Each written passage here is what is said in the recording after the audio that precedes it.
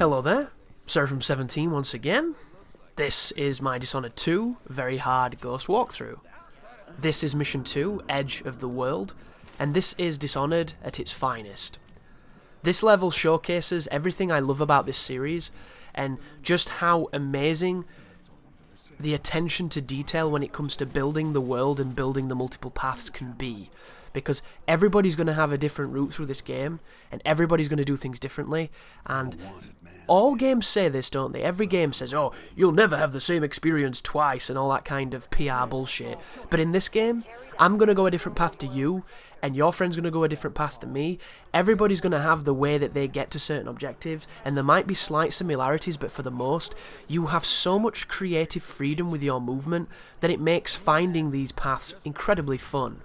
And that's the main reason why I'm not a big fan of them removing Blink from that mostly flesh and blood, or flesh and steel, or whatever it's called, that achievement.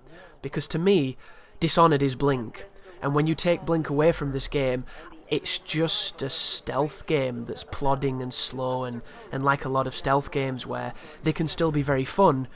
But watch how cool this ability is, guys, and I can appreciate if you're one of the people who thinks it's a little too powerful. Blink is incredibly powerful. It's a teleport. But look how cool it is, man. Run, jump, blink, grab onto stuff. It's so much fun. So the idea and the prospect of removing that is like, why am I playing Dishonored to me? And I get 100%, you know, the challenge runners who want to do that stuff, makes perfect sense. But I can't in any way think of a world where I would want to play Dishonored without it, because it's just not my playstyle. And you might be noticing the frame rate's a little choppy in this game, a little up and down.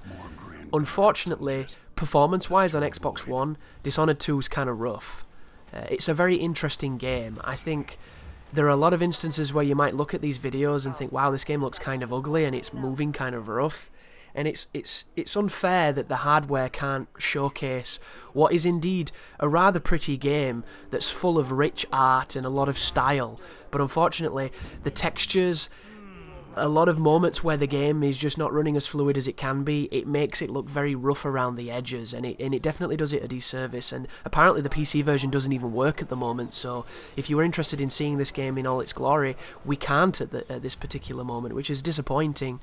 Because I think, coming from the first game, this game should have ran at 60, and it should have looked consistently great, even if it is stylized and intentionally looking like it was painted, and it kind of doesn't. I think the impressive level of visuals here don't impress.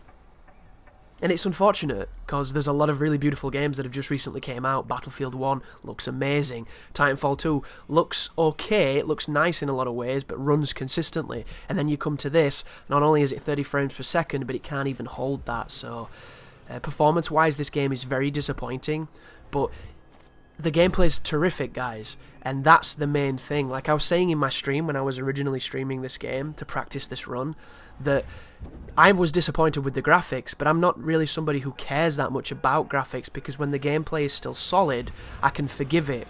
And due to this being a slow game, it's a stealth game, it's more about planning and moving meticulously than it is about twitchy. The frame rate isn't the end of the world. But here is a pretty precise trick I'm going to do here, guys, and this is my favourite trick in the guide. I'm going to get on top of this train, and then I'm going to just hop off to the left, because if you stay on this, you'll hit the wall, and you'll land on the electricity on the spot, on the rails. So what's going to happen is, if you aim your blink into there, about where I'm aiming right now, and you wait for the train, you can hear the train getting closer, closer, closer, closer. Before it gets on the screen, release blink. If you release it too late, you will just get cock-blocked by the train. But if you do it right, you'll land on top of it, and you have a few seconds to quickly blink onto here. If done correctly, you skip that entire sequence, and that's the end of the level. That, my friends, is why I love Blink, and that is why I love Dishonored, because it lets me do things like that. But there you go, guys. No lethality, no stealth has been breached. Everything is on track to getting those challenges and those achievements and those trophies. Thank you very much for watching, and you take care now.